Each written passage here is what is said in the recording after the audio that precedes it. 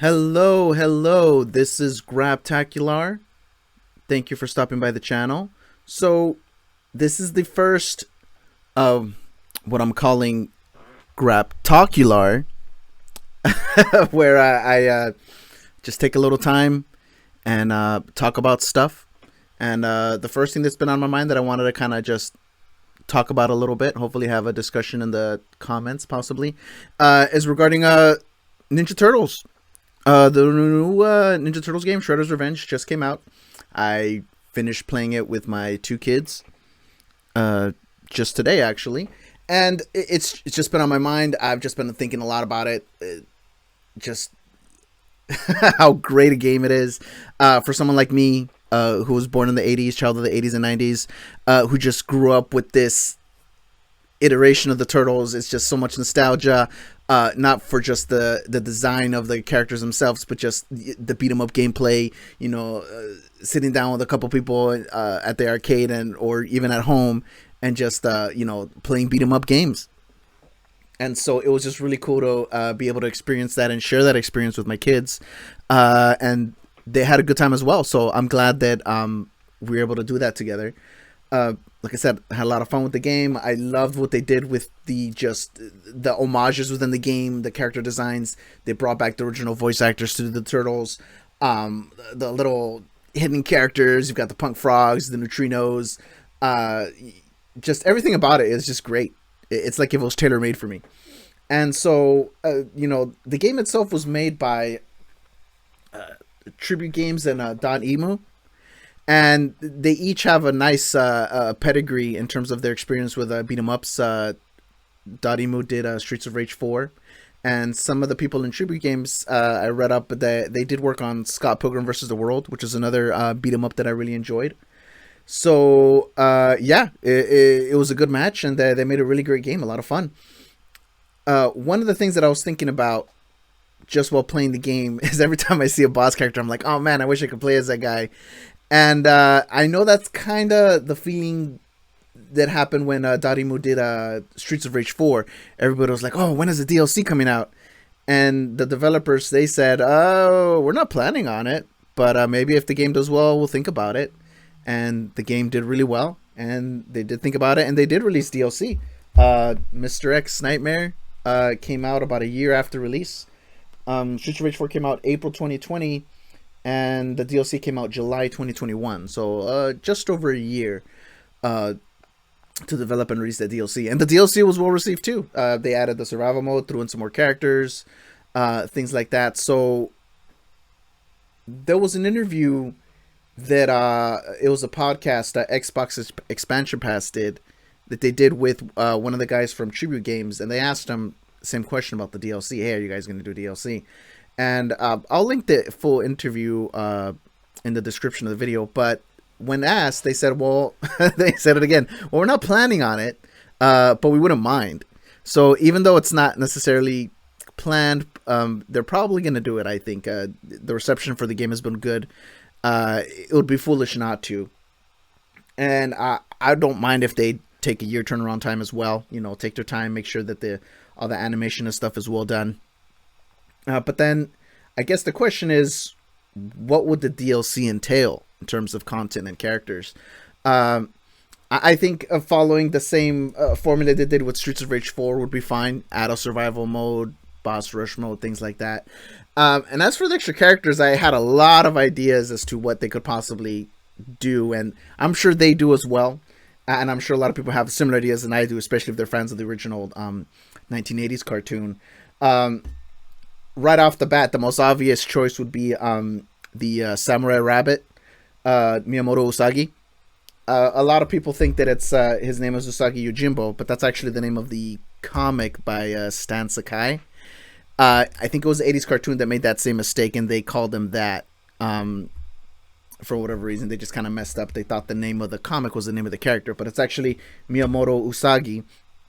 And so that would be the most obvious choice for a DLC character. Usagi he was in the 80s cartoon. He showed up in the Nickelodeon series.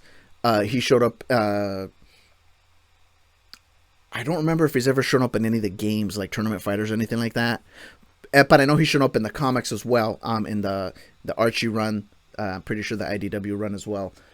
So usually when you think Turtles, Usagi is somewhere involved. Even the board games. IDW did a Ninja Turtles board game. Shadows of the Past, City Fall, and something else. I forgot the names of them. But they did some board games, and I know that they did do. Usagi was one of the characters you can get. They even had a Stan Sakai box where they had the turtles artwork and designed by Stan Sakai. So whatever relationship that the turtles and Stan Sakai have, they're usually hand in hand in some form or another. So I think Usagi would be a great character to include. How he would play, I'm not sure. He's a samurai, so maybe they can do kind of a high risk, high reward type of gameplay. Maybe slower moves, or maybe even maybe have like a more counter based gameplay where he's more defensive and he can block. He can block for one, because I don't think you can block in the regular Turtles game. He can block and maybe do counters, and that's how he really does damage. Otherwise, the sword maybe won't do too much damage, or maybe even do something like in Smash Brothers where like Marth, the tip of the sword does more damage versus where if he's close up, so he needs to keep the enemies at bay, and that's how he really does damage. So I think that'll be a lot of fun. Like I said, counters, parries, blocking, stuff like that.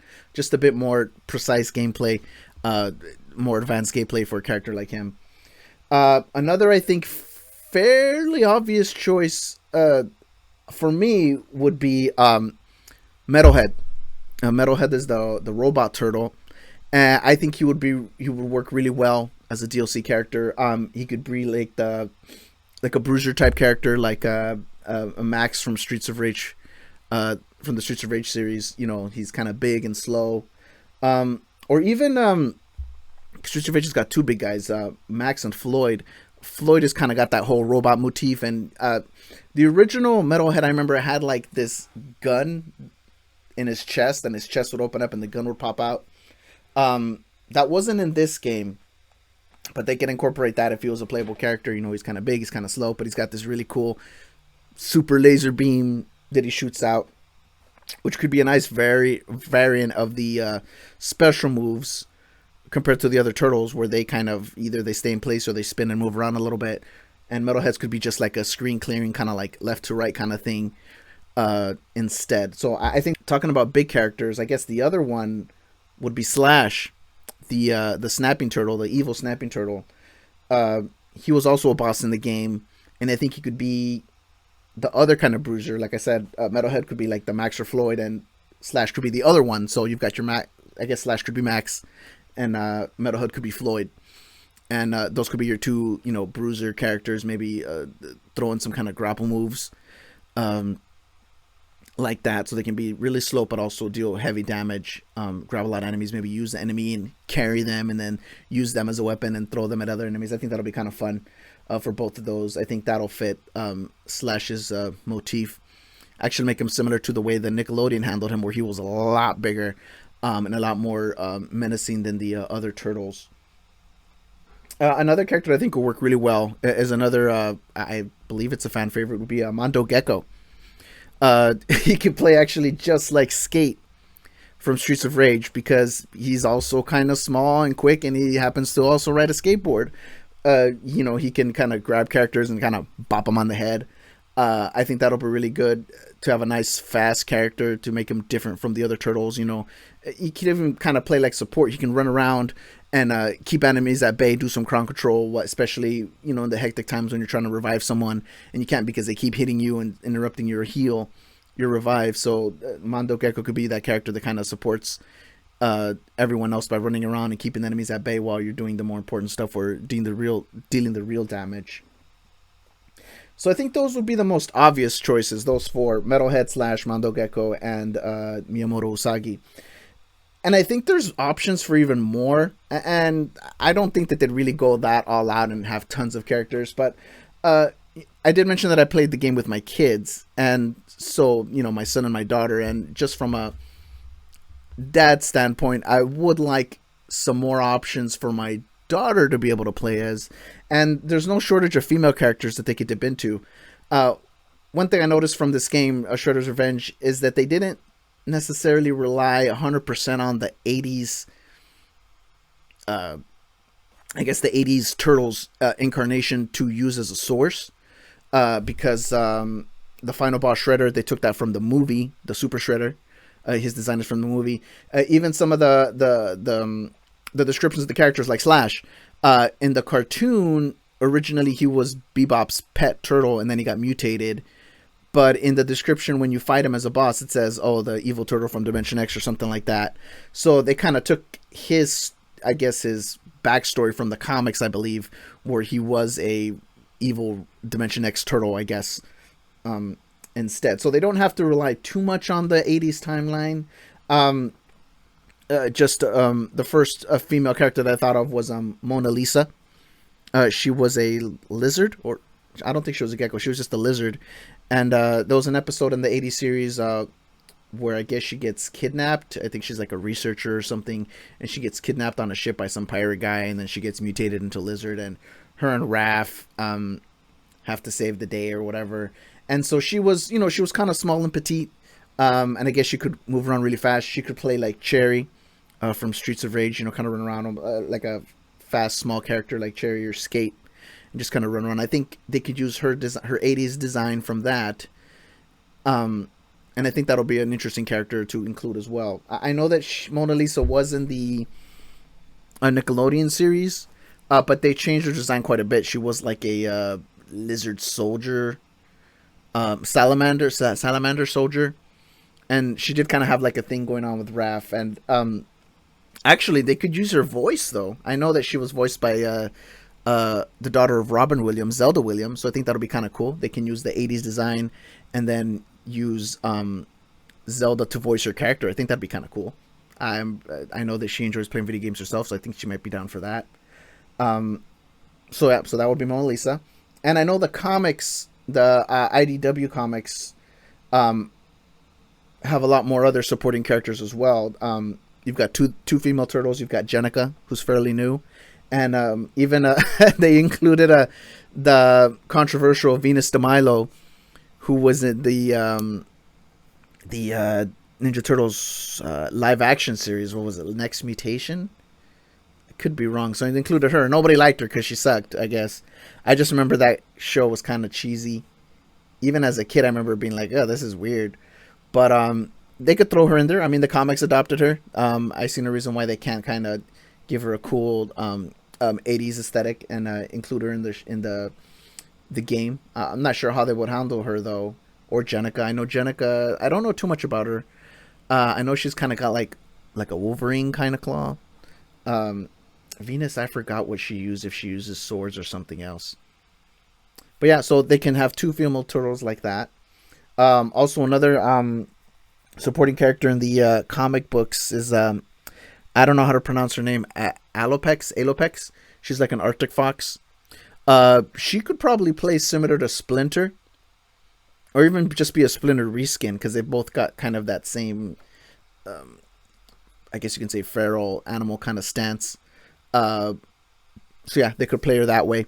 I think that'll be another interesting character. I know she's a lot of fans of the comics like her as well, so Alopex would be another good character. So, yeah, that's pretty much all I got in terms of ideas, thoughts on the DLC. Like I said, survival mode, boss rush mode will be fine. If they want to add in some more levels, some of the more obvious character choices, Usagi, Metalhead, Slash, Mondo Gecko. Then if they want to kind of expand on that, throw in some girl characters, Alopex, Mona Lisa, Venus de Milo, and Jenica. I think that'll, I mean, I don't expect them to take all my ideas, but I think those are some pretty neat ideas. And I like to, if anyone else kind of agrees or disagrees or thinks those are dumb, be sure to let me know in the comments. I'd like to see what people think. I guess maybe they can do something like it'd be fun if they could do Shredder as a playable character, but I don't know how that would work. Maybe just in arcade mode, or even just if they would even bother adding him into the story mode for whatever reason. It could even be, they can make it in the story as well. I know there's at least one episode in the old cartoon where I think it's Michelangelo and Shredder, they switch bodies, or Shredder loses his memory. I forget. But, those kind of sitcom tropes where some silly shenanigans happens and, people switch bodies or people have amnesia and they forget. So then they have Shredder fight on their side. I could see that working. Shredder could forget who he is and he ends up fighting with the Turtles. I think that'd be kind of cool. Maybe like a single player only mode where maybe he's kind of beefed up and powered up and he's really strong, but he's got that much more enemies he has to fight against at once. So yeah, I think that'll be kind of cool. So like I said, this is GrapTALKular, and I'd like to know what you think of what I thought. So thank you for listening, and I'll see you in the next one.